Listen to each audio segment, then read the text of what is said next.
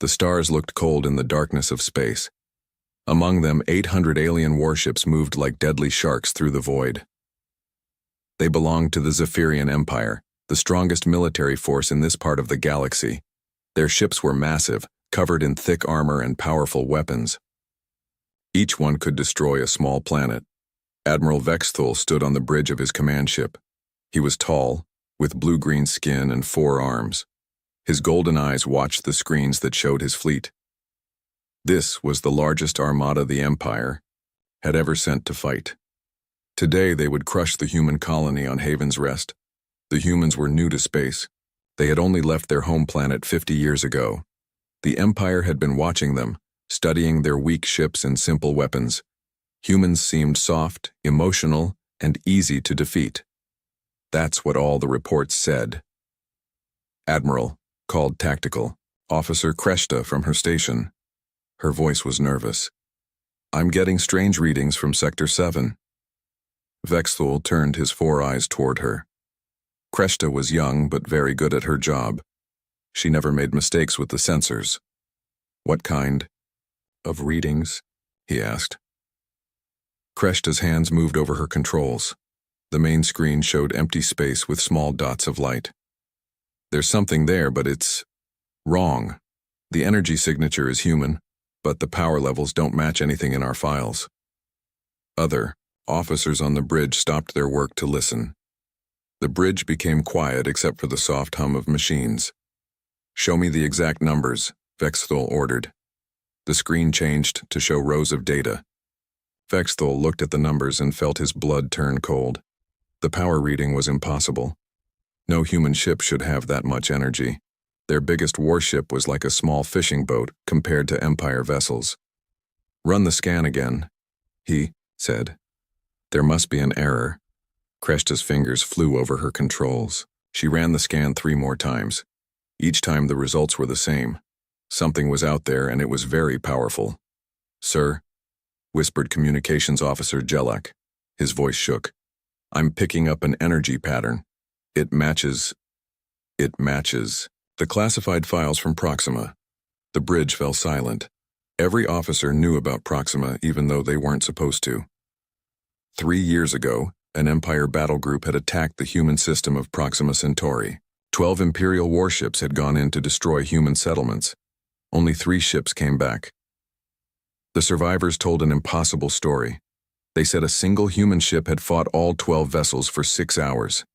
It had destroyed 9 Imperial warships before disappearing into space. The Empire leaders said the survivors were lying or crazy. They said humans could never build such a ship. But standing here now, looking at his sensors, Vexthul began to believe those impossible stories. Bring the fleet to battle formation, he ordered. His voice was steady, but his hands shook slightly. Sir? Kreshta looked confused. Against 1 ship? Do it now, Vexthul said more loudly. Across the Armada, 800 warships began to move. They formed attack groups and powered up their weapons. Captains asked questions over the communication system. Why were they preparing for battle against empty space? Vexthul ignored the questions. He thought about the stories from Proxima. The survivors had described a human ship that moved like a ghost. It would appear from nowhere, strike hard, and vanish before they could fight back. They said it used weapons that bent space itself. They said the humans inside the ship fought, like devils. Admiral, called Jelak. I'm getting messages from the other ships. They want to know why we're in battle formation. Tell them we have detected an enemy vessel, Vexthul replied. But sir, the sensors only show 1 ship. Our intelligence says human vessels are weak. Surely 800 ships can handle 1 human boat. Vexthul looked at his young officer. Jelak had never fought humans before. He had only read the false reports that said humans were easy targets. You don't understand, Vexthul said quietly. I was at the Battle of Kepler Station 5 years ago. Before that, I fought at Titan's Edge. I've seen what humans can do when they're desperate. He walked to the center of the bridge and looked at all his officers. Humans are different from us, he continued. When we fight, we follow rules and formations. We use proper tactics and retreat when we take heavy losses. Humans don't do that. When you corner a human, When you threaten what they love, they become something else. They become monsters that fight until their last breath. The bridge crew listened carefully. They had never heard their admiral speak like this. The reports from command are wrong, Vexthul said. Humans aren't weak. They're dangerous because they refuse to accept defeat. They turn their weakness into strength. They make weapons from things we would never think of. And when they're outnumbered, they fight harder, not softer. A new alarm started ringing on the bridge. The sound was loud and harsh. Contact, Kreshta shouted. The signature is moving. It's coming toward us. On the main screen, a small dot began moving through space toward their fleet. It was tiny compared to the Imperial warships, but the energy readings made it look like a small star. How fast is it moving? Vexthul asked. Impossible speed, sir. It should be torn apart by those forces, but somehow it's holding together. Other ships in the Armada began reporting the contact. Panic spread through the communications system. Captains who had been confident minutes before now sounded worried. Vexthul thought about his options. He could order the fleet to retreat, but that would be shameful. The Empire had never run from humans before. He could spread his ships out to avoid being an easy target, but that would weaken their attack power. Or he could stand and fight, hoping that 800 ships would be enough. All ships, he said into his communicator. This is Admiral Vexthul. We are about to face a human warship. Do not underestimate the enemy. Use all weapons. Show no mercy. Remember that the honor of the Empire depends on this battle. Around the bridge, his officers prepared for combat. Weapon systems came online. Shields powered up to maximum strength. The crew worked quickly and efficiently, but Vexthul could see fear in their movements. The human ship was still just a dot on their screens, but it was growing larger. Soon they would be able to see its actual shape. Vexthul wondered what kind of vessel could produce such impossible energy readings. What weapons did it carry? How many humans were aboard? Most importantly, he wondered if his 800 ships would be enough to stop it. In the distance, the small dot continued to move toward them. It looked harmless, like a tiny fish swimming toward a school of sharks. But Vexthul knew better. Sometimes the smallest enemies were the most dangerous. Barzar, Battle for Haven's Rest was about to begin, and for the first time in his long military career, Admiral Vexthul wasn't sure his side would win. Captain Sarah Chen stood in the center of her ship's bridge. Around her, 50 of the best human warriors in the galaxy worked at their stations. The bridge was smaller than an Imperial command center, but every surface hummed with advanced technology. The ship was called the UHSS Indomitable. It was humanity's greatest achievement and their last hope. When Earth fell to the Empire 3 years ago, only a few human ships escaped. Most were destroyed or captured. But the Indomitable had survived, and it had been hunting Imperial fleets ever since. Sarah looked at her crew. Each person bore scars from the war. Lieutenant Commander Rodriguez had lost his left arm defending the Luna shipyards. Navigator Park had watched her home colony burn from space. Weapons Officer Chen, no relation to the captain, had been a prisoner of war for 6 months before escaping.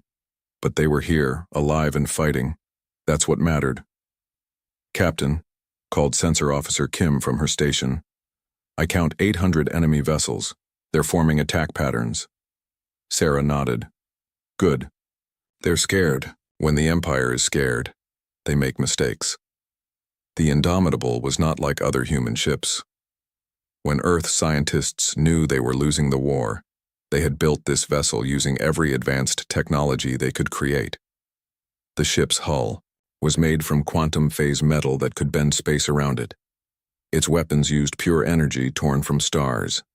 Its computer systems were linked directly to the crew's minds through neural implants. Most importantly, the ship had something the Empire could never understand: the burning hatred of people who had lost everything. Sarah touched a control on her captain's chair. The main screen showed the massive Imperial fleet, 800 ships against 1. She smiled grimly. The odds were almost fair. Tell me about their formation, Kim, she said. Standard Imperial attack pattern, Kim replied. Heavy cruisers in front, destroyers on the flanks, command ships protected in the center. They're trying to surround us. They think we'll fight like a normal ship, Sarah said. They expect us to charge in and trade shots with their front line. Chief Engineer Rodriguez spoke from his station near the back of the bridge. All systems are running at peak efficiency, Captain. The quantum drives are stable. We can phase shift whenever you're ready. Sarah looked at the tactical display. The Imperial ships were large and powerful, but they moved slowly. They relied on thick armor and heavy weapons. Human ships were different. They were fast, smart, and unpredictable. Open a channel to all sections, Sarah ordered. Throughout the ship, her voice echoed in corridors, engine rooms, and weapon stations. This is the captain, she began. In 30 minutes, we're going to fight 800 Imperial warships. They think we're just another human vessel they can crush with numbers. They're wrong. She paused, looking at the faces of her bridge crew.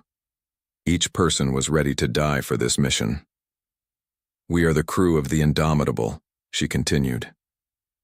We are the last graduates of Earth's Naval Academy. We carry the memory of every human world that has fallen.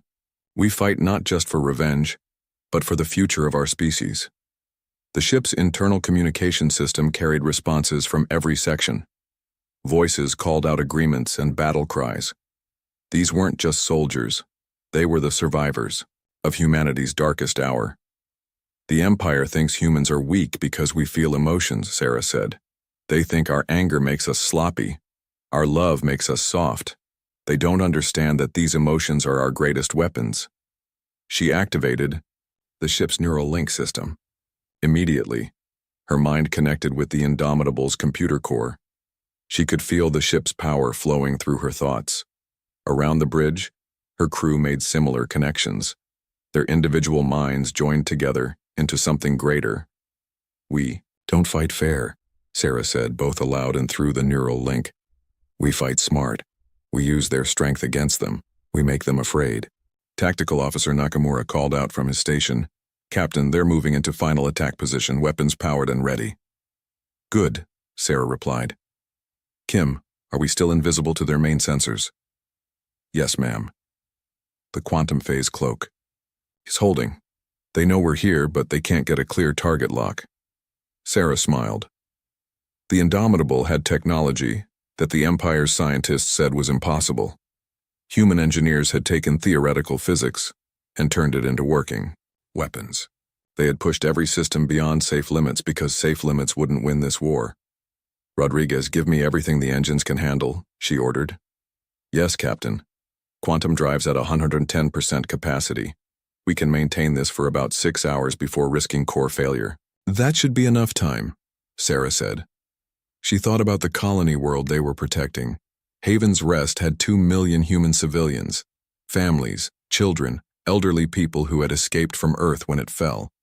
The Empire wanted to make them slaves or kill them all. Sarah would die before she let that happen. All stations report ready, called Navigator Park. Weapons charged and locked, added Nakamura. Stealth systems operating normally, said Kim. Sarah stood and walked to the front of the bridge. Through the main screen, she could see the massive Imperial fleet waiting for them. Each enemy ship was 5 times larger than the Indomitable. Their combined firepower could crack a moon, but size wasn't everything. Humans had learned that lesson the hard way. Remember the plan, Sarah told her crew through the neural link. We don't line up and trade shots. We hunt. We strike fast and disappear. We make them fight each other. We turn their numbers into a weakness. The crew responded with mental acknowledgments. Their thoughts flowed together like a river of determined fire. Also remember, Sarah added, some of us might not survive this battle, but our sacrifice will save 2 million innocent people. That's a trade worth making. She returned to her captain's chair and placed her hands on the neural interface controls. This is Captain Sarah Chen of the UHSS Indomitable, she said over an open channel to the Imperial fleet. You have 30 seconds to withdraw from this system. If you do not leave, we will destroy you. The response came quickly from Admiral Vexathol himself. Human vessel, you are outnumbered 800 to 1. Surrender now and you will be treated according to Imperial law. Sarah laughed. Admiral, you don't understand. We're not trapped in here with you. You're trapped in here with us. She cut the communication and looked at her crew one last time. All right, people, she said. Let's show them what humans can do. The Indomitable began to move toward the Imperial fleet, its hull shimmering as quantum energies danced across its surface. The hunt was about to begin. The battle began like a dance between a tiger and a flock of sheep.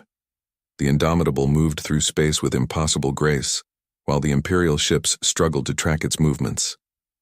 Admiral Vexthul watched his tactical screens with growing fear. The human ship appeared on sensors for a few seconds, fired its weapons, then vanished completely. Each time it attacked, one of his vessels exploded or went dark. Where is it now? He demanded. Unknown, sir, Tactical Officer Kreshta replied. Her voice was tight with stress. It appears randomly across our formation. Our targeting computers can't lock onto it. Another explosion lit up the darkness. The heavy cruiser Thunder of Empire broke apart, its hull torn open by weapons that seemed to ignore armor completely. That's 17 ships in 30 minutes, reported Communications Officer Jelek. The captains are asking for new orders. Vexthul gripped his command chair with all four arms. 17 ships destroyed, and they hadn't even scratched the human vessel. This wasn't a battle, it was a massacre. All ships form defensive circles, he ordered. Overlapping fields of fire. The human ship can't attack without exposing itself. Across the Armada, Imperial warships began clustering together in tight formations, their weapons pointed outward, in all directions ready to fire at any target that appeared. But Captain Sarah Chen had anticipated this move. Inside the Indomitable, the crew worked with mechanical precision.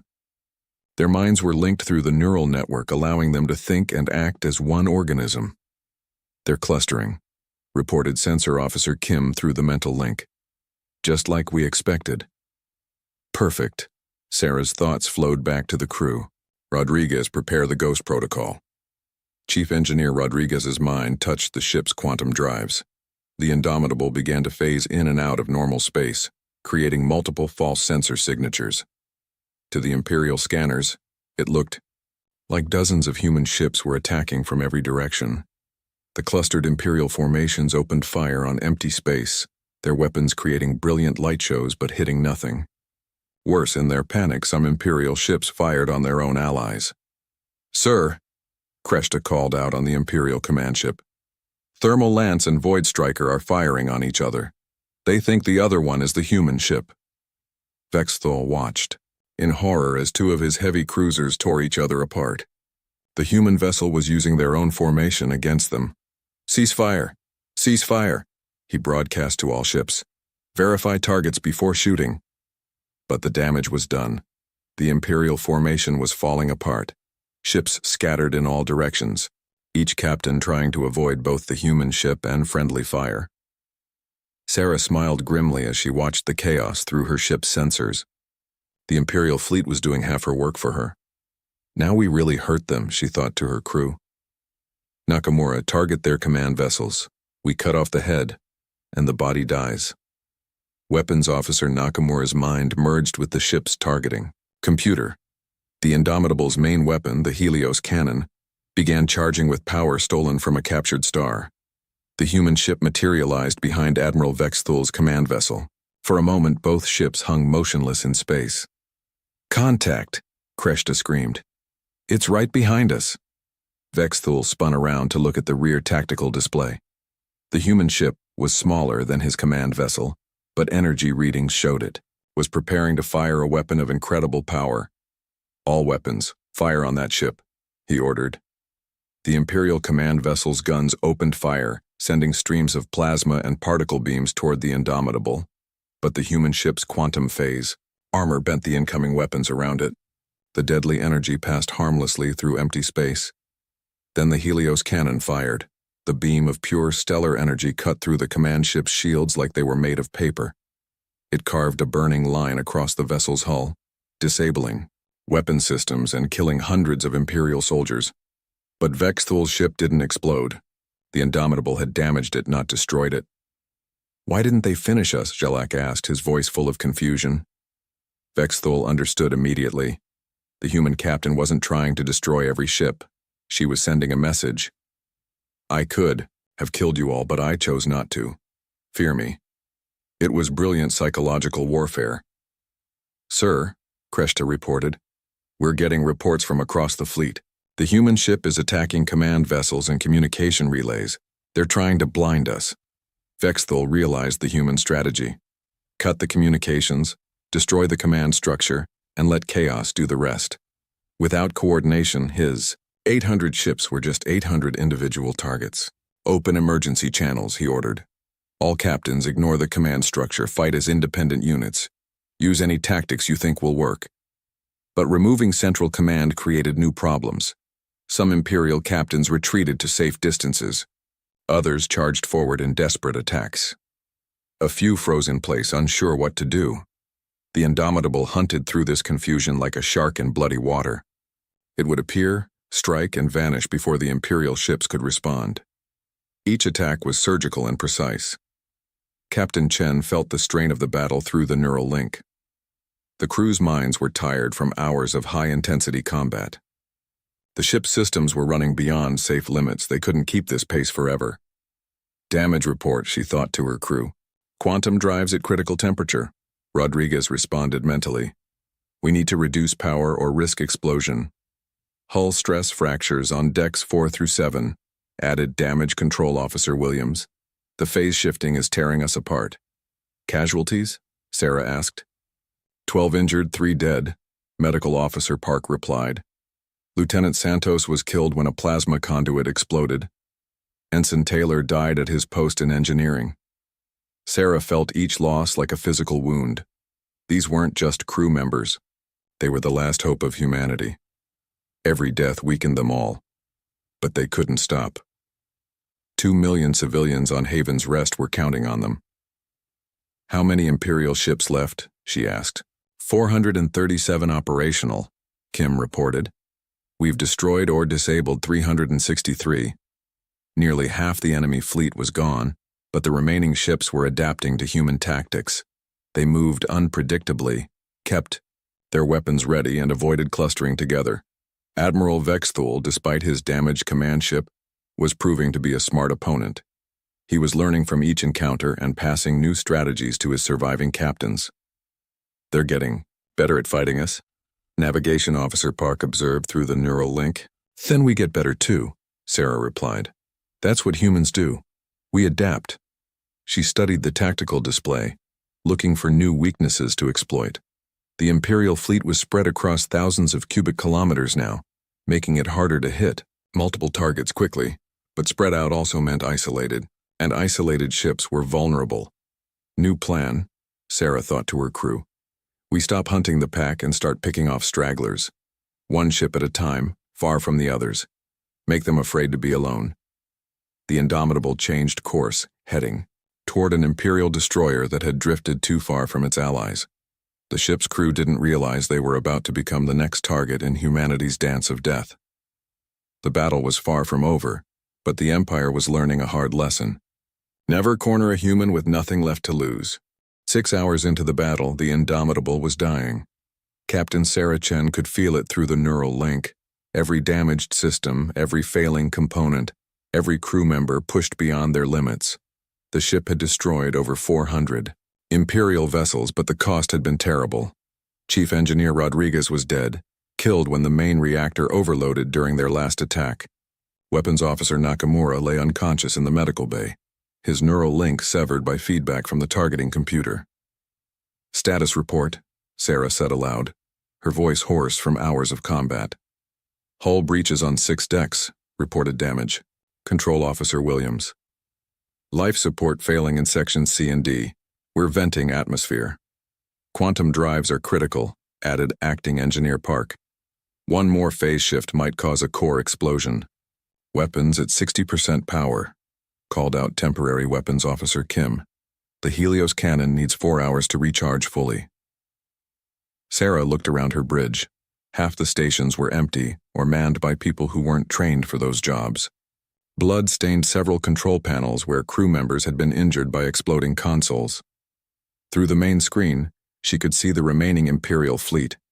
350 ships still survived, and they had learned to fight.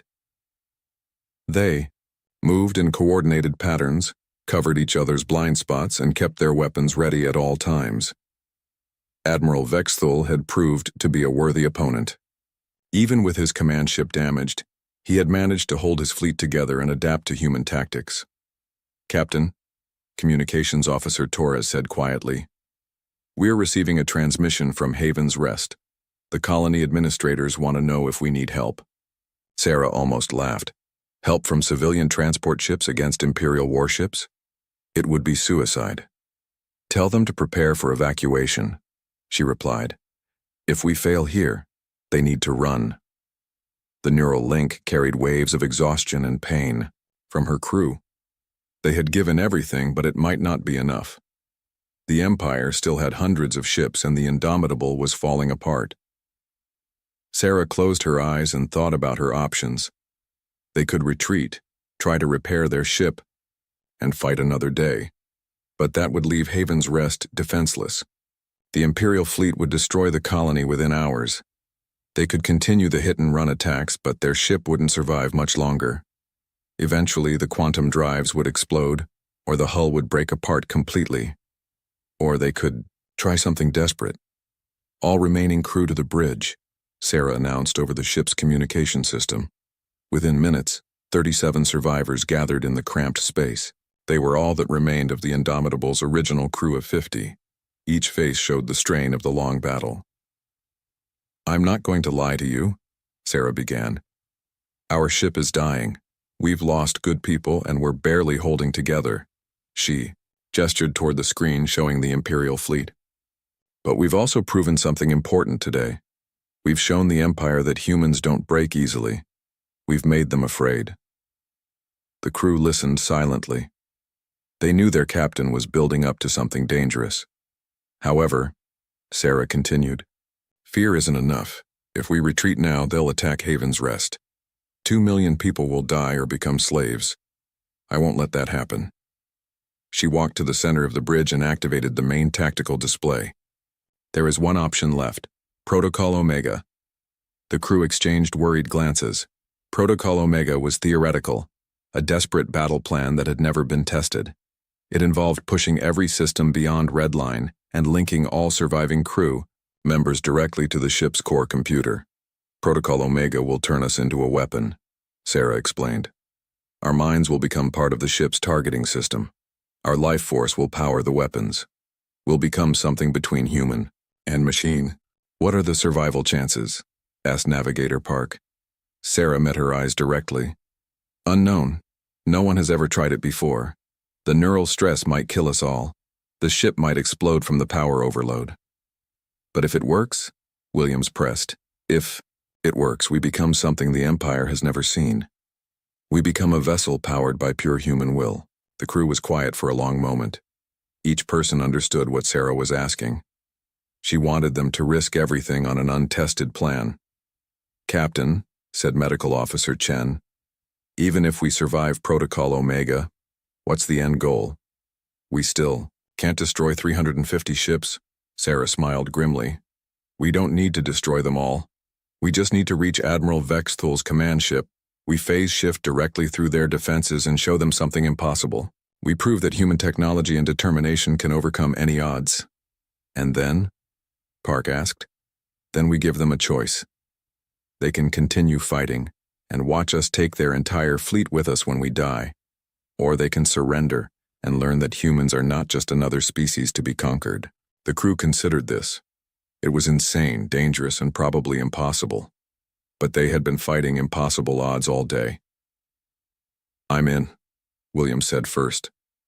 "Me too," added Park. One by one, the remaining crew members agreed. They would try protocol. Omega Sarah felt pride swell in her chest. These people had lost everything, their homes, their families, their planet.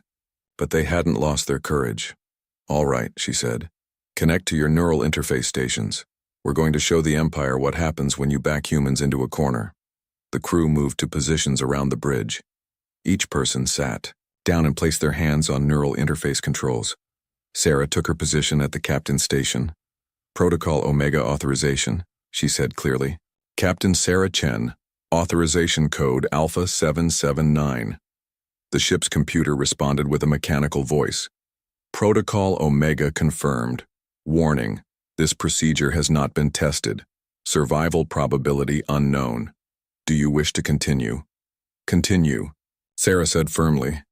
Around the bridge, neural interface cables extended from each station. The crew members took the cables and plugged them directly into ports behind their ears. Immediately, Sarah felt the minds of her crew flowing into hers. Their thoughts, memories, and emotions became part of her consciousness. She could feel their fear, their pain, and their determination. But more than that, she could feel the ship itself. The Indomitable's computer core opened to their joined minds. Every weapon, every engine, every system became an extension of their combined will. Now we finish this, Sarah thought, and 37 voices answered as one. The Indomitable began to glow with an inner light as human consciousness merged with quantum technology. The ship that emerged from that fusion was something new. Part vessel, part weapon, all fury. Admiral Vexthul watched from his command ship as the human vessel began moving toward them again. But something was different now. The ship's energy signature had changed completely. What are they doing? He whispered. He was about to find out. The Indomitable moved through space like a living star. Its hull glowed with quantum energy, and reality seemed to bend around it. Inside the ship, 37 human minds had become one consciousness focused on a single goal. Admiral Vexthul watched the approaching vessel with a mixture of fear and fascination. His sensors were giving impossible readings. The human ship was somehow existing in multiple dimensions at once. Sir, Tactical Officer Kreshta called out, their energy signature is off the scale. It's like they're drawing power directly from space itself. All ships open fire, Vexthul ordered. Everything we have. 350 Imperial warships unleashed their weapons at the approaching human vessel. Plasma beams, particle cannons, and fusion missiles filled space with deadly energy. The weapons passed harmlessly through the Indomitable like it was made of light. The ship continued forward, completely unharmed. Captain Sarah Chen felt the Imperial attacks through the neural link. Her combined consciousness was spread across multiple dimensions now.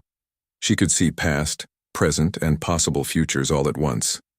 The crew's minds had merged with the ship's quantum computer, creating something beyond normal human understanding. They can't hurt us now, she thought, and 37 voices agreed. The Indomitable accelerated toward the center of the Imperial formation, where Vexthul's command ship waited. Imperial vessels moved to block its path, but the human ship simply phased through them without slowing down. Inside those Imperial ships, crew members watched in terror as the glowing human vessel passed through their hulls like a ghost.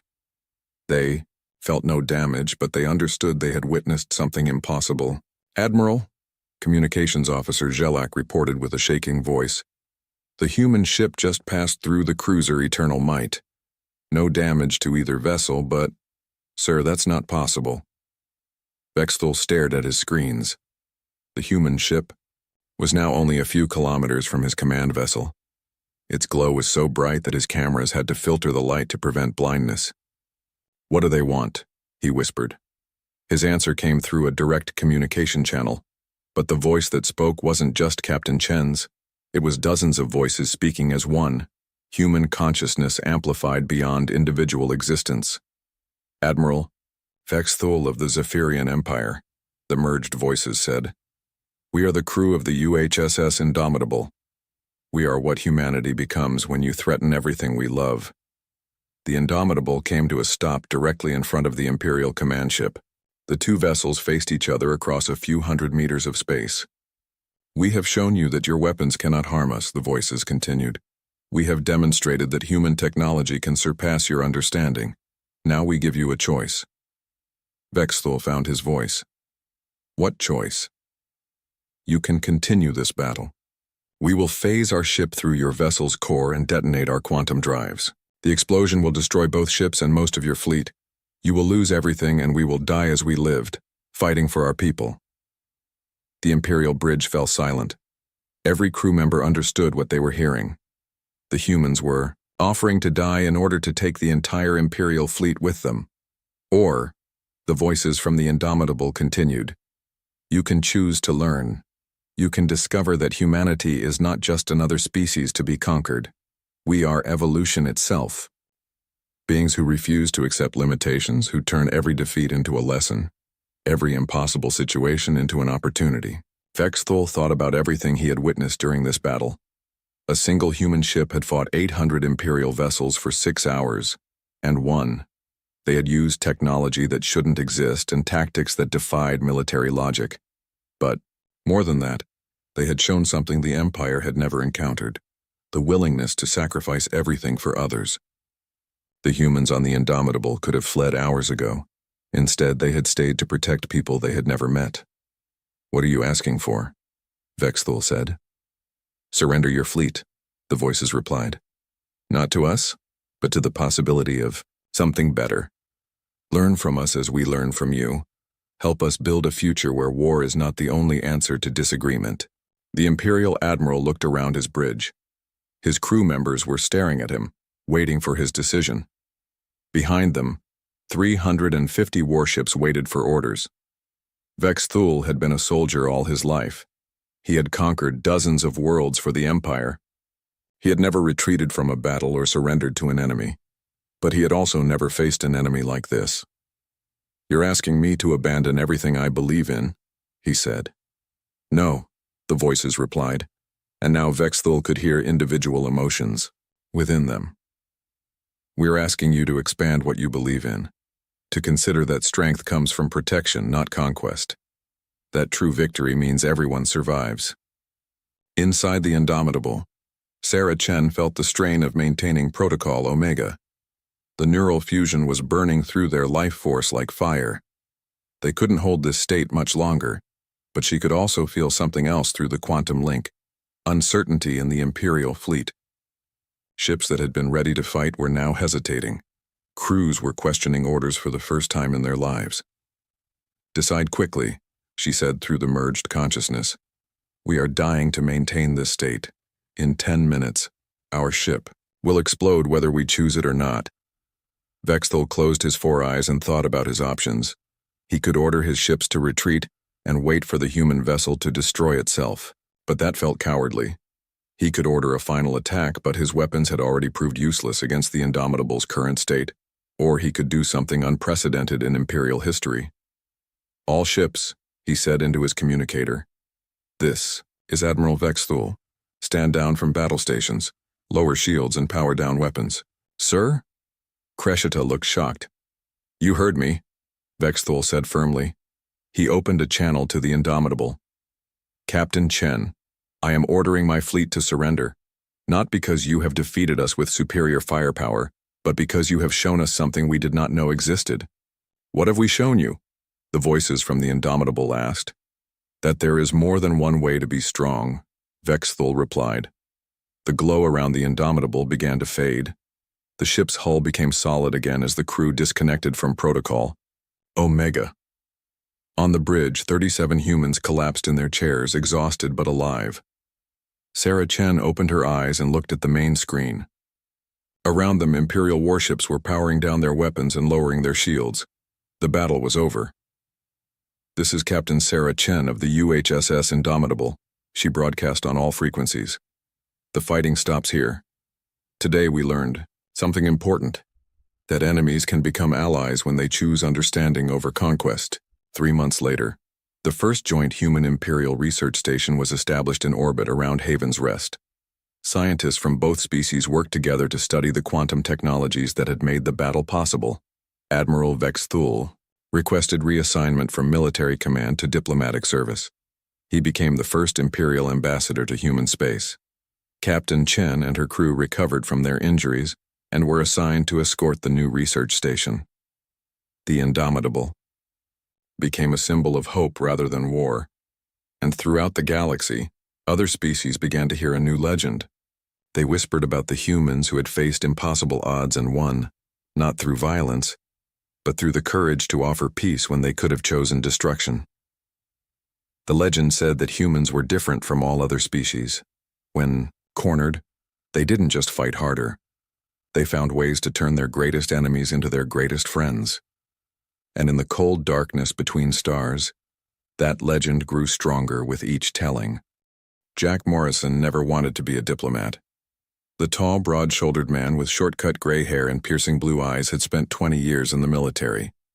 He was good at following orders, good at giving them, and even better at combat. Politics made his skin crawl. Yet here he was, standing in front of a mirror in his quarters aboard the USS Intrepid, adjusting the tie on his formal diplomatic uniform. The dark blue fabric felt strange against his skin after years of tactical gear and combat suits. "You clean up nice, Morrison," said a voice from the doorway. Jack turned to see Admiral Susan Wright leaning against the frame. She was a small woman with a commanding presence, her salt and pepper hair pulled back in a tight bun. "I look like a waiter at a fancy restaurant," Jack grumbled, tugging at his collar. Susan smiled. "Well, in a way, you'll be serving humanity, just with words instead of bullets." The joke fell flat. They both knew why Jack had been chosen for this mission. It wasn't for his charm or diplomatic skills. 3 months ago, humans had made first contact with the Galactic Council, a collection of 17 alien species from across the Milky Way. At first, the aliens had seemed friendly, interested in trade and cultural exchange. But Earth's intelligence services had picked up concerning chatter. Some council races were worried about humans. They used words like unpredictable and dangerously adaptive. There were whispers about containment and preemptive measures. Earth needed eyes and ears on the inside. They needed someone who could spot trouble before it started. And if trouble did start, they needed someone who could handle it. "The transport leaves in an hour," Susan said, stepping into the room and handing Jack a small case. "Your official credentials, Ambassador Morrison." Jack took the case and opened it. Inside was an identification card and a small pin with Earth's flag. "Still feels wrong, Susan. I'm a soldier, not a talker." "You're what Earth needs right now," Susan replied, her tone serious. "The Council invited us to join them, but we don't know their real intentions. You'll be our early warning system." What Susan wasn't saying out loud was that Jack was more than that. Beneath his new diplomatic uniform, Jack's body had been enhanced with the latest military technology: subdermal armor plating, reinforced bones, muscle enhancements that could give him the strength of 3 men, neural implants that could speed up his perception and reaction time, all of it hidden, all of it undetectable to standard security scans. If the Galactic Council turned out to be hostile, Jack wouldn't just warn Earth, he would be its first line of defense. "The official story is that you were chosen for your experience with the Mars uprising," Susan continued. "A decorated hero who helped broker peace between Earth and the Mars colonies." Jack nodded. That part was true enough. He had been there, at the end, helping to negotiate the peace after 3 years of bloody conflict. But he hadn't started as a negotiator. He'd started as a Special Forces operative. "Your assistant will be Allison Kelly," Susan added. "Former intelligence, she knows the real mission." "Any specific intelligence I should know about these aliens?" Jack asked, closing the credentials case and slipping it into his pocket. Susan handed him a data tablet. 17 species, all with their own agendas. The Zoraxians are the unofficial leaders, been in space the longest, have the most advanced tech. They look like 7-foot-tall mantises with 4 arms. Their high executor, Meslar, has been making the most noise about humanity being a potential threat. Jack scrolled through the alien profiles. Some looked almost human. Others were so different it was hard to tell which end was the head. "Any potential allies?" "The Navari might be sympathetic. They were one of the newer additions to the Council, before us, so they know what it's like to be the new kids, and the Kelth have already expressed interest in trade agreements." A soft chime sounded from Susan's wrist device. "Transport's ready early. You should get going." Jack looked around his Small quarters one last time. He didn't have any personal items to bring. Everything that mattered was already packed in the standard diplomatic luggage, or implanted in his body. One last thing, Susan said, her voice dropping. If things go bad, really bad, you have authority to invoke Protocol Omega. Jack's expression hardened. Protocol Omega was a last resort, authorizing him to take whatever action necessary to protect Earth's interests, up to and including the use of lethal force against Council representatives. Let's hope it doesn't come to that, he replied. The journey to the Council station took 3 days aboard the diplomatic transport. Jack spent most of it studying alien customs, diplomatic protocols, and language basics. His neural implants helped him absorb the information faster than a normal human could. Allison Kelly turned out to be a thin woman, with sharp features and sharper eyes. She had served 10 years in Earth intelligence before this assignment. So they sent a fox to watch the henhouse, she remarked during their first meeting. And what does that make you? Jack asked. Another fox, she replied with a small smile. Just a different breed. The Council station came into view on the 3rd day, a massive ring structure floating in space with ships of various shapes and sizes docked along its outer edge. Jack stood at the viewport, taking it all in. The structure was easily 10 miles, across a feat of engineering that made humanity's largest space stations look like toys. Impressive, isn't it? Allison said, coming to stand beside him. Makes you wonder what else they can build. Or destroy, Jack added quietly. The transport ship docked smoothly with the station. Jack felt a slight change in gravity as they connected to the station's artificial gravity field. Remember, Allison said as they prepared to disembark, you're just a diplomat, a normal human chosen for your experience and skill with negotiations. Jack nodded, straightening his tie one last time. Just a diplomat, he repeated. But they both knew he was much more than that. As they stepped through the airlock and onto the Galactic Council station, Jack took a deep breath of the slightly sweet-smelling artificial atmosphere. His enhanced senses picked up subtle differences in air composition, optimized for multiple species. A delegation waited for them, representatives from 3 different council races. The tallest was clearly a Zoraxian, its forearms folded in what Jack recognized from his studies as a formal greeting posture. Ambassador Morrison, the alien said, its voice translated through a small device at what passed for its throat. Welcome to the Galactic Council. I am Assistant Envoy Kraz. We are pleased to receive Earth's first diplomatic representative. Jack smiled and gave the formal Zoraxian greeting gesture he had practiced. The pleasure is mine, Assistant Envoy. Earth is honored to join the galactic community.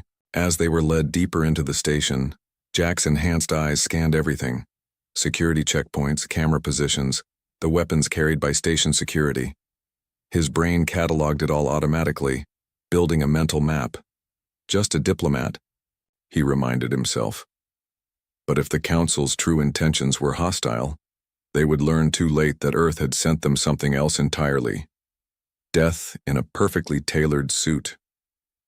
3 months passed on the Galactic Council station. Jack Morrison settled into his role as Earth's first diplomat. His days filled with meetings, cultural exchanges, and careful negotiations. On the surface, he played his part well. He smiled, at the right times. He used the correct alien greetings. He showed interest in their customs and technologies. But beneath this friendly mask, Jack remained alert. His enhanced senses picked up subtle changes in alien body language. His implants recorded and analyzed everything. At night, in his private quarters, he sent encrypted reports back to Earth.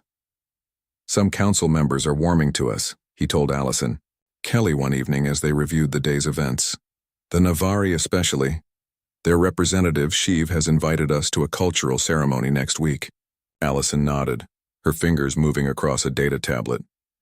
The Kelth Trade Minister wants to discuss technology exchanges too. Not all bad news. And the Zoraxians? Jack asked. Allison's expression darkened. Still suspicious.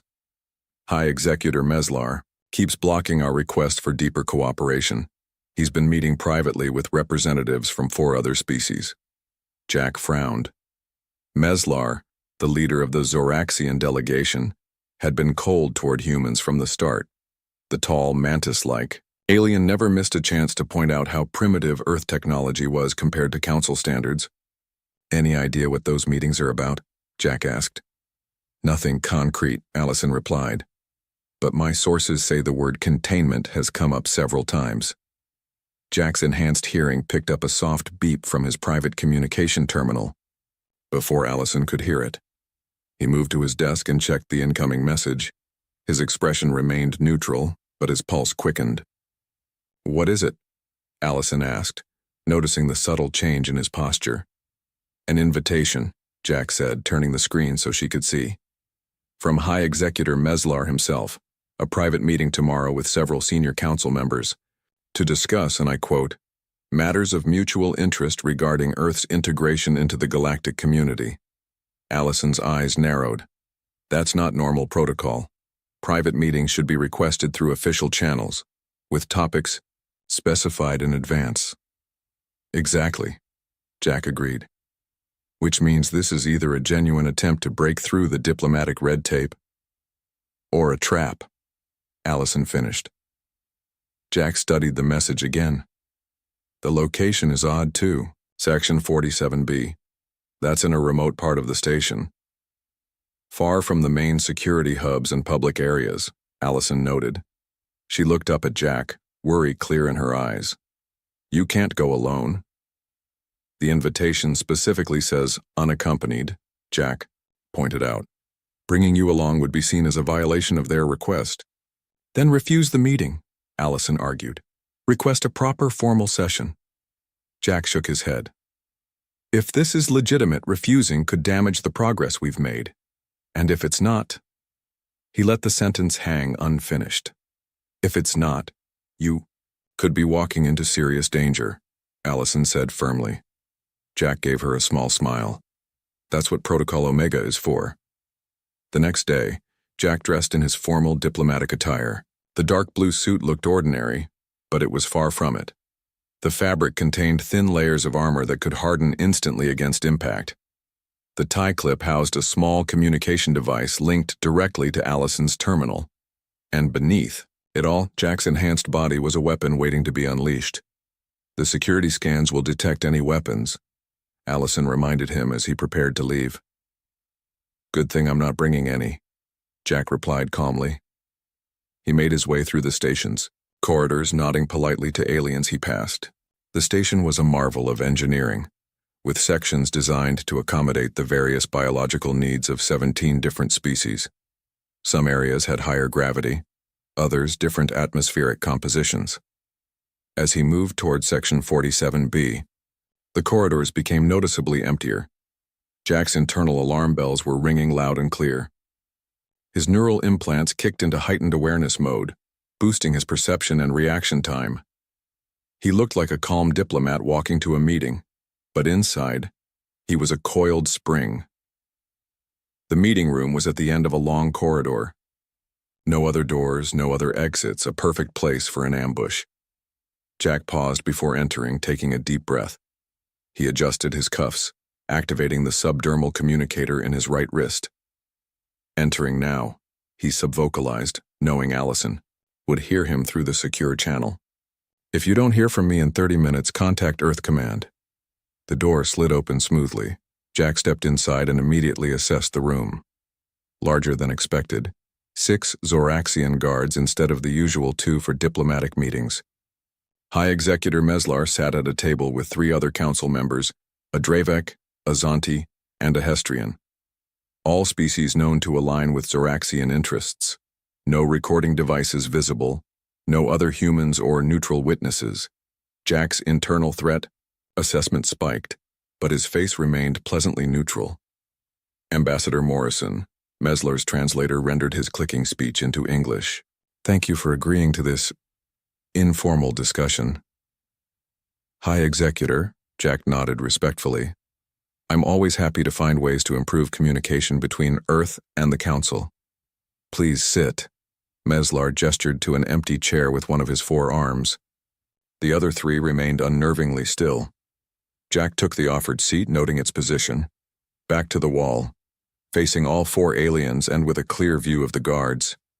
If this was a trap, they'd at least given him a good tactical position. "We've been observing your species closely these past months," the Dravek representative said, her voice sounding like bubbling liquid through the translator. "You've made quite an impression. I hope a positive one," Jack replied with a diplomatic smile. "Interesting, certainly," Meslar said. His compound eyes glinted under the room's lights. "Your kind adapts quickly, perhaps too quickly for your own good." Jack maintained his calm demeanor. "Adaptation has always been humanity's strength. It can also be dangerous," the Zanti representative added. "Species that grow too quickly often outpace their wisdom." The conversation was circling something. Jack could feel it. These weren't the usual diplomatic pleasantries. "Let us be direct, Ambassador," Meslar said finally. "We have evidence that humans have been reverse engineering restricted technologies from several council races." Jack kept his expression neutral, despite the serious accusation. "That's a significant claim, High Executor. One that would require substantial evidence." "We think the evidence is conclusive," Meslar replied. His upper limbs moved in a pattern Jack recognized as a sign of aggression in Zeraxian body language. "The Council has voted, in a special closed session, to implement containment protocols for Earth, effective immediately." The room temperature seemed to drop. Containment was the Council's polite term for quarantine, or worse, military action. Such a vote would violate at least 6 provisions of the contact accords, Jack said calmly, though his enhanced body was already preparing for combat. Nanites in his bloodstream began hardening around vital organs. His muscle fibers tightened. "The vote has been recorded," Meslar stated flatly. "Your species will return to your home system until the Council determines you are ready for galactic society." Jack noticed the guards moving to strategic positions around the room. The door sealed with a soft hiss. "And me?" Jack asked, already knowing the answer. "You will be detained until arrangements can be made for humanity's regression," Meslar replied.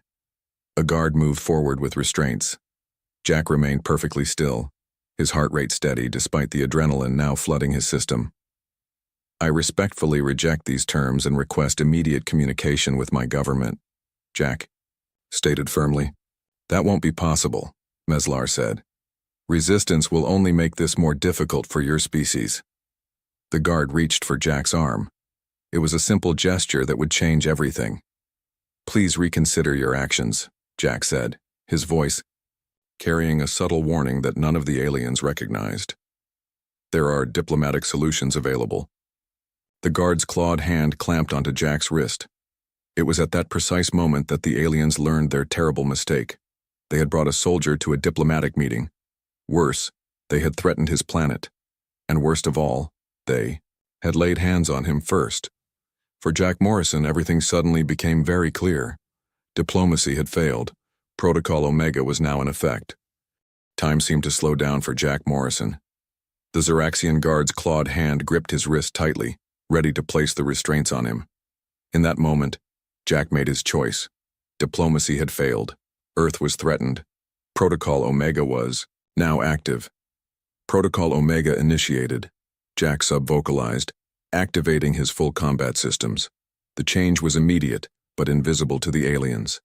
Nanites in Jack's bloodstream rushed to form protective layers around his vital organs. His neural implants kicked his perception speed to maximum, making the world around him appear to move in slow motion. The diplomatic suit, specially designed by Earth's defense contractors, stiffened into a flexible armor more durable than conventional military gear. The first guard never knew what hit him. Jack's skin released a localized EMP pulse that shorted out the guard's exoskeleton, causing the alien to jerk backward. In the same fluid motion, Jack broke the grip on his wrist and struck the guard with precise force at a weak joint in the Zeraxian anatomy, a vulnerability Earth scientists had identified long ago. The guard dropped to the floor, paralyzed but alive. The other guards reached for their weapons. Too late. Jack moved with inhuman speed, crossing the room in a blur. He disarmed the second guard and used the alien's momentum to throw him into two others. They crashed together in a tangle of limbs. The fourth guard managed to fire a plasma burst. Jack raised his forearm, the suit absorbing and dispersing the energy with only a slight scorch mark to show for it. In 3 quick steps, Jack reached the guard and disabled him with precise strikes to nerve clusters. The 5th and 6th guards attacked together, trying to flank Jack. He ducked under one swing, swept the legs out from under one guard, and delivered a palm strike to the other's breathing apparatus. Both went down hard. All 6 guards were neutralized in under 8 seconds. The 4 council members sat frozen in shock. They had expected a compliant diplomat easily detained. Instead, they faced a combat specialist who had just disabled an entire security team without breaking a sweat. "What is this?" Meslar shrieked, backing away from the table. His compound, eyes wide with alarm. "Scan him. He's carrying weapons." "No weapons," Jack replied calmly as he straightened his tie. "Just me." Jack moved to the door controls and engaged the security lock. No one would enter or leave until he allowed it. He then activated the communication blocker embedded in his watch. No transmissions would leave this chamber. "The diplomatic corps sends its regards," Jack said, returning to the table. He remained standing, looking down at the 4 alien representatives who now seemed much less imposing. One of the council members, the Dravik, found her voice first. "You're not just a diplomat." "I represent humanity in all its aspects," Jack replied simply, "including its capacity for self-defense." Jack surveyed the room. The guards were all alive but incapacitated. The council members were unharmed but terrified. Exactly as planned. Earth wanted to send a message, not start a war. "Now," Jack said, pulling his chair back to the table and sitting down calmly. "Let's discuss this containment protocol with a better understanding of each other." Meslar's upper limbs trembled slightly. "You've attacked Council security forces. This is an act of war." "No," Jack corrected. "You attempted to illegally detain a diplomatic representative. You announced punitive measures against Earth without due process. I defended myself using reasonable force." He gestured to the guards. "Everyone is still breathing. Had I wanted to kill them, they would be dead." The simple statement hung in the air. The aliens knew he was right. "What happens now?" the Zonti representative asked, their voice wavering. Jack tapped his wrist device, activating a small holographic projector. Documents appeared in the air between them. "Official Council. Records. First, we acknowledge some truths," Jack said. "I have documentation showing that certain council races, primarily the Zoraxian Confederation, have been arming fringe groups to test Earth defenses and steal human technology." Meslar's facial appendages twitched involuntarily, a clear sign of distress. "Second," Jack continued, "I have records of the closed session you mentioned. There was no proper quorum present, making any vote taken against Earth invalid under Council law." "How could you possibly have those records?" the Hestrian Council member demanded. "We're not as primitive as you believe," Jack stated simply.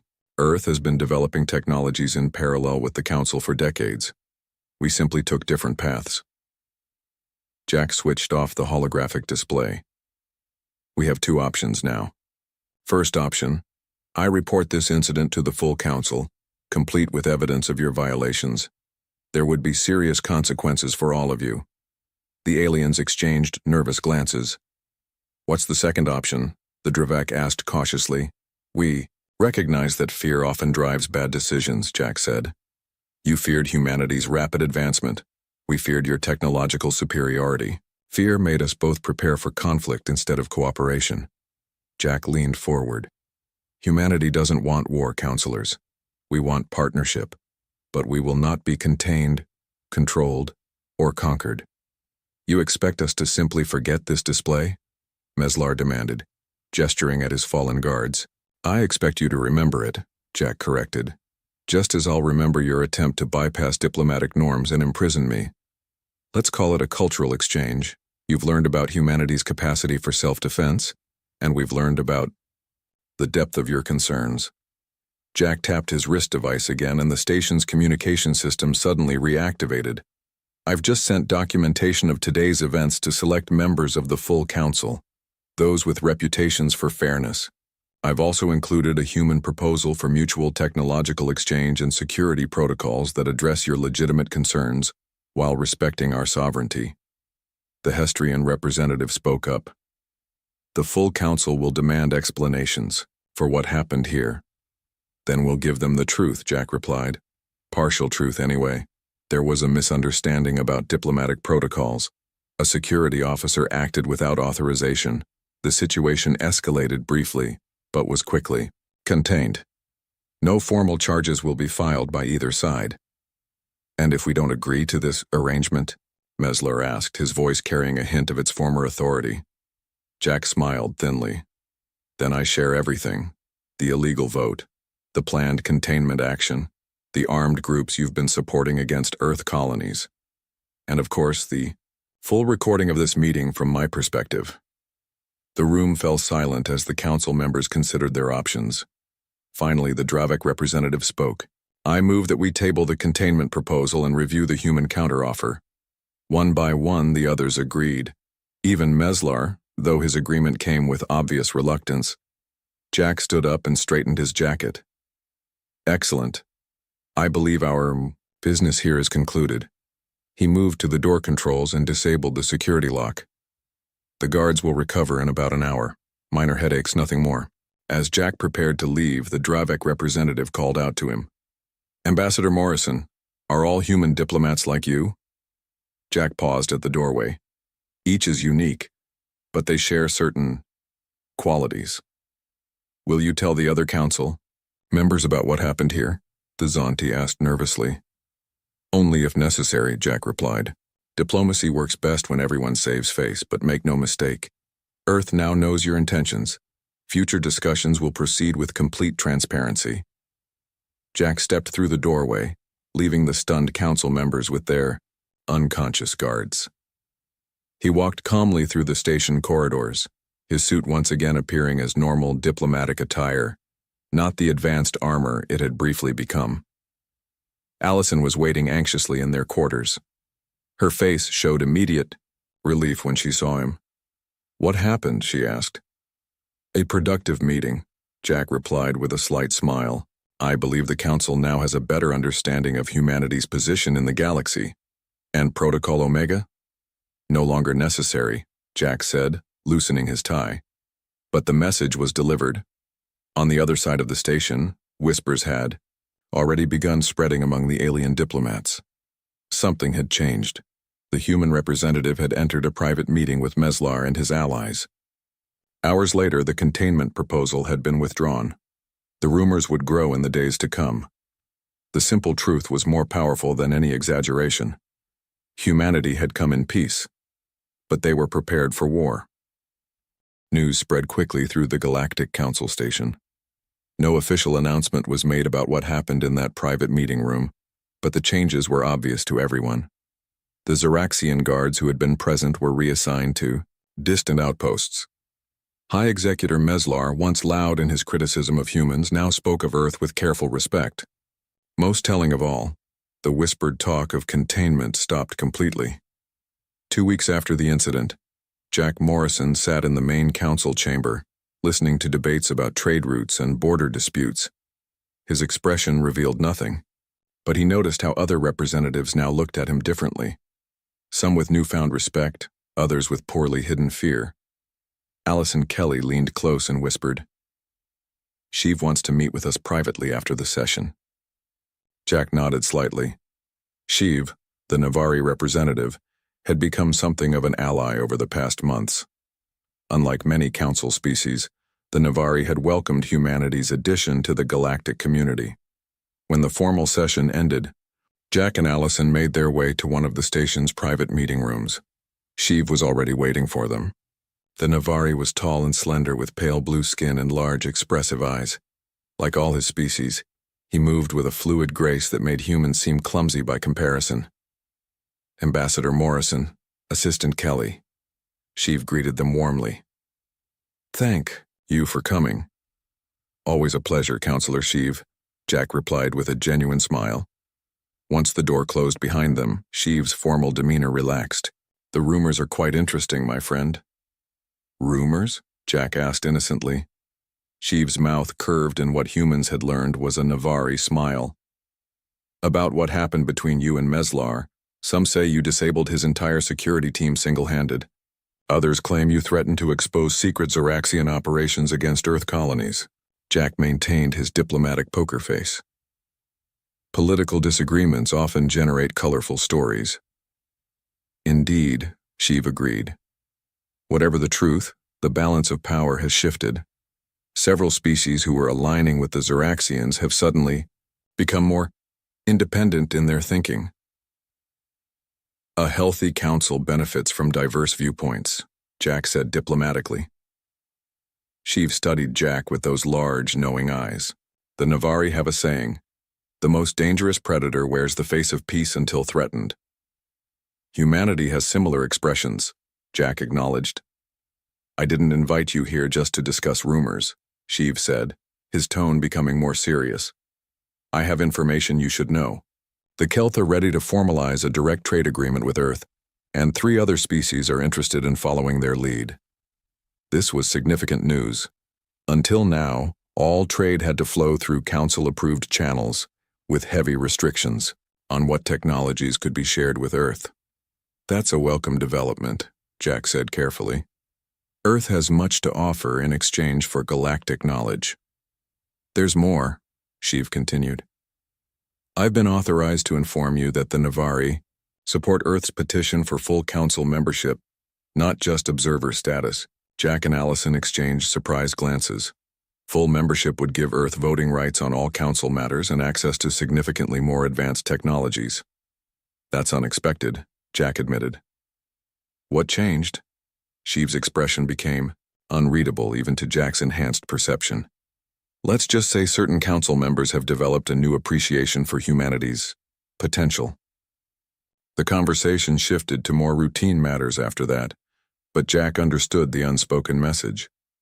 His demonstration of Earth's capabilities had changed the game. What was meant to be humanity's containment had instead become its coming-out party. After Sheev left, Allison turned to Jack. "This is happening faster than anyone expected.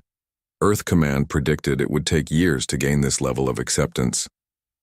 "Sometimes a show of strength is more effective than years of talk," Jack replied. "The Council respects power. Now, they know we have it." "But will they trust us?" Allison asked. "Trust takes more than fear." Jack nodded thoughtfully.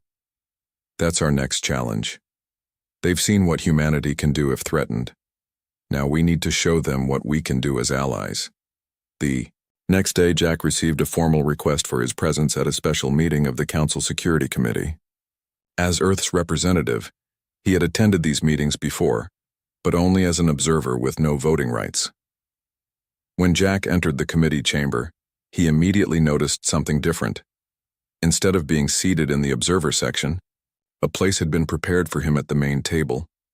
High Executor Meslar, who chaired the committee, acknowledged Jack with a stiff nod. "Ambassador Morrison, please join us. The committee has decided that Earth's perspective would be valuable on the matter before us today."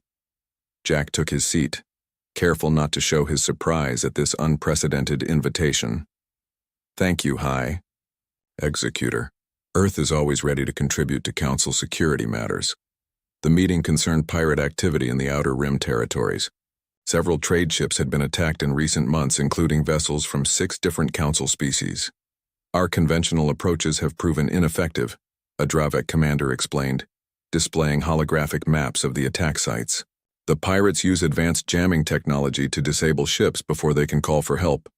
Jack studied the data, his enhanced mind quickly spotting patterns that others might miss. "These aren't random attacks," he said. "They're testing Council response capabilities. Notice how each attack occurs just outside the patrol range of the nearest security outpost." The committee members reviewed the information with new interest. "What would Earth recommend?" Meslar asked, his tone neutral but attentive. Jack considered carefully before answering. This was more than a security discussion. It was a test, a Chance for humanity to demonstrate value beyond military prowess. A new approach, Jack suggested. Instead of increasing patrol ships, which the pirates will simply avoid, we could deploy a network of small, automated sensor buoys. Earth has developed technology that can detect engine signatures at long range, even through jamming fields. He projected a simple design from his wrist device. The buoys would be inexpensive to produce and difficult to detect. They wouldn't stop the pirates directly, but they would provide early warning and tracking capabilities. The committee discussed the proposal, asking technical questions that Jack answered with careful precision. He shared enough details to prove the concept's viability without revealing Earth's most advanced technologies. After an hour of discussion, Meslar called for a vote. The committee unanimously approved a trial deployment of Jack's sensor network. Ambassador, Morrison will coordinate with our engineering teams to implement the system, Meslar announced. He paused, then added, "The Council appreciates Earth's contribution to this matter." Coming from Meslar, this was as close to a public apology as Jack would ever receive. As the meeting adjourned, several committee members approached Jack with questions and comments. The same representatives who had once viewed humans with suspicion now sought Earth's input on security challenges. Later, in a private message to Earth Command, Jack reported, "Phase 1 complete. The Council now respects our strength. Phase 2 beginning, becoming essential allies. The path to full integration is clearing faster than expected." The response from Admiral Wright was brief. "Well done, Ambassador. Earth is proud. Continue as planned. Remember, they need to respect us, but we need them to trust us too." Jack understood completely. The demonstration of force had opened doors, but humanity's future among the stars would depend on building genuine partnerships. Fear could create temporary allies, but only mutual benefit would forge lasting ones. And for Jack personally, it raised an interesting question. How does a weapon transform into a bridge builder? He had spent his entire career preparing for war. Now he needed to become a true diplomat, not just one in name. The challenge, he realized, might be even harder than facing down those 6 armed guards. 6 months had passed since Jack Morrison's confrontation with High Executor Meslar. The Galactic Council station hummed with activity as diplomats from 17 alien species moved through its corridors. Jack stood on the observation deck, watching the arrival of a new ship. This wasn't just any vessel, it carried the second wave of human diplomatic personnel. "They're right on schedule," Allison Kelly said, joining him at the viewport. Jack nodded. 20 new diplomats, all with the same qualifications as us. Like Jack, each new human representative had been carefully selected and enhanced. They looked ordinary, men and women in formal attire, but beneath their diplomatic exteriors they were all prepared for combat if necessary. Earth was taking no chances. "Do you think they'll need to use their special talents?" Allison asked quietly. Jack shook his head. "I hope not. Things have changed." And they had changed dramatically. In the 6 months since the incident, Earth had secured trade agreements with 5 Council species. Human technology was now being exchanged for alien advancements, accelerating progress on both sides. Most importantly, the Council had formally approved Earth's petition for full membership status. In 2 days, Earth would have voting rights in all Council matters. Councillor Sheev approached them, his blue skin gleaming under the station lights. "Ambassador Morrison, a pleasure as always." "Councillor Sheev," Jack greeted him warmly. The Navari had become not just an ally but a friend in recent months. "Quite the moment," Sheev observed, looking at the arriving ship. "The first expansion of Earth's diplomatic corps. The rumors about them are quite colorful already." "Rumors?" Allison asked. Sheev's mouth curved in that Navari smile. "Some say they can kill with a thought. Others claim their skin turns to metal. When threatened," Jack laughed. "Exaggeration serves its purpose." "Indeed," Sheev agreed. "The Zoraxians have become remarkably courteous in negotiation sessions." "Fear is a poor foundation for lasting peace," Jack said, "but it creates space for respect to grow." They watched as the new diplomats began to disembark from the ship, men and women of various ages and backgrounds, all wearing the same dark blue uniforms that Jack had once complained about. They looked ordinary, which was precisely the point. "Are they all like you?" Shiv asked quietly. "Each is unique," Jack replied, "but they share certain qualities." A junior Zeraxian diplomat passed their group, offering Jack a formal gesture of respect that would have been unthinkable half a year earlier.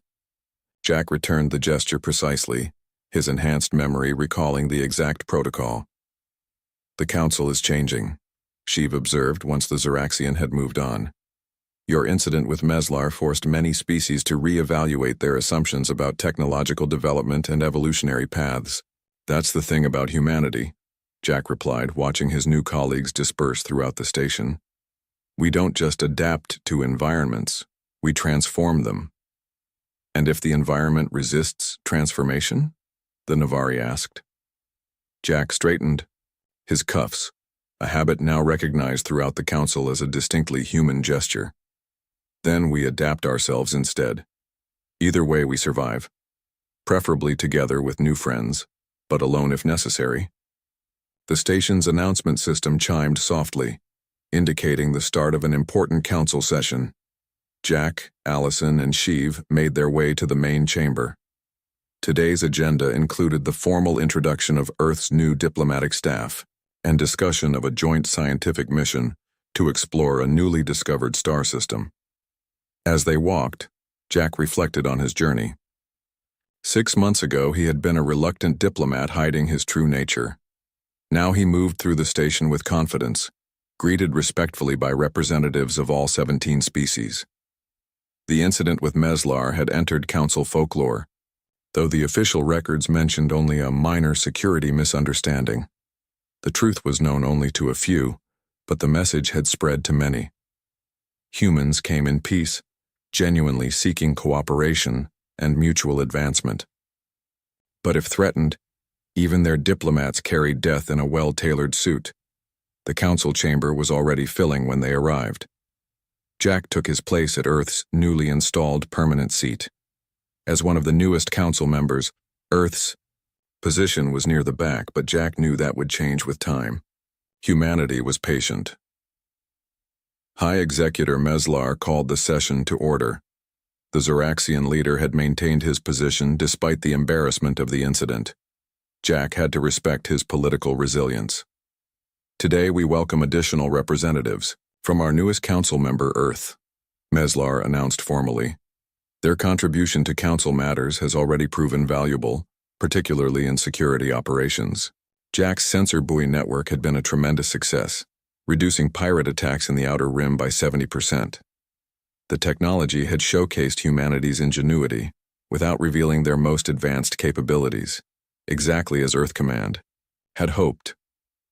One by one, the new human diplomats were introduced to the council. Jack watched with pride as they performed the elaborate greeting rituals perfectly. Each had been carefully trained not just in combat techniques, but in the cultural nuances of all 17 species.